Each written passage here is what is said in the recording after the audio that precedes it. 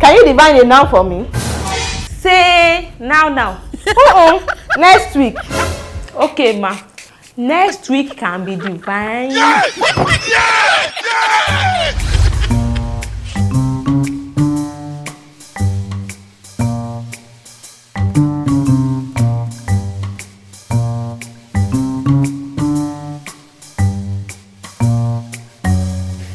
Good morning, ma. Welcome to our class, ma. Good morning, my darlings. You can have your seats. I welcome you all to your new class. I am going to be your lecturer for GNS 103. Okay.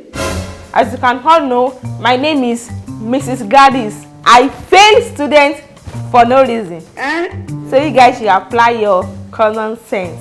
God will see us. There is God. Today, we shall look into noun and pronoun.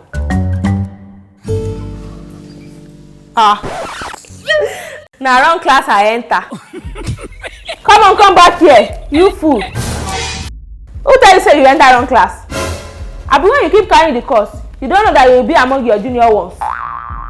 And if you keep carrying this course all over again, I don't have option than to merge you with the junior ones that are coming lẹ́yìn.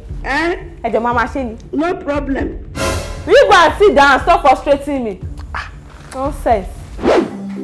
So, who can define a noun for me? Auntie, hi.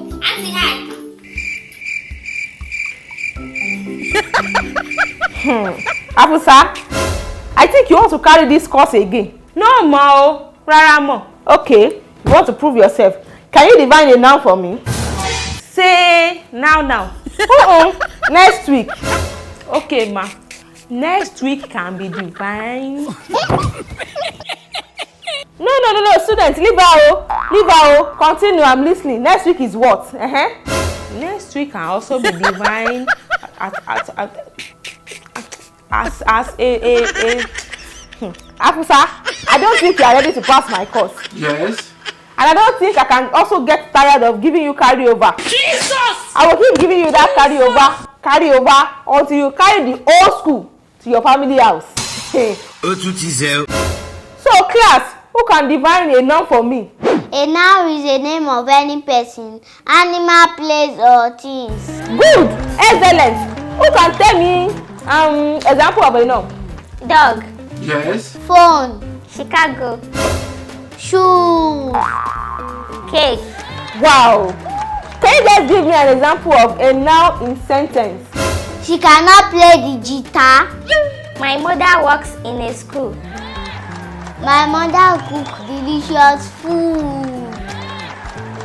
The ball smashed through the window. Dogs are very faithful animals. Àwọn ọmọ yìí ti sìnwé ká. Ó ní wọ́n ń laná fún ìwé kí n sì mọ nǹkan kan. Auntie Afusa is so dull. How serious? Are you mad or something? Ó já mi lára jẹ. And she's actually right. She what? Because that is also an example of a noun. That's why she should be using me for Aroko. So why are you shouting? Who are you shouting at? It's alright. Don't insult me. Afusa, see your life outside. Show down my for water. I'm telling you with confidence, you will still carry my course. And the school authority is not even helping your matter. When they say no lecturer should sell textbook for the students. Shebi you open your eyes now and see students with textbook that are functioning in class. Do you come with any? Anyway, you can ask them where they get their own textbook from. But what me I know be say, once you get outside the gate, okay, you will see one woman selling puff by the right like this, by your right. So she's the one selling the handout there. She what? And the handout is just 5,000 naira there. Jesus is Lord. Excuse me, ma. Yes, jare ọmọ gidi. The woman say you are the one that gave her the textbook to sell for the students. Orí ẹ̀ ló dàrú. Who asked you? Who asked you question? Is this what the ASU and the school authority are doing? Only kí n jókòó dé, every day strike. And I have children at home. Who get it?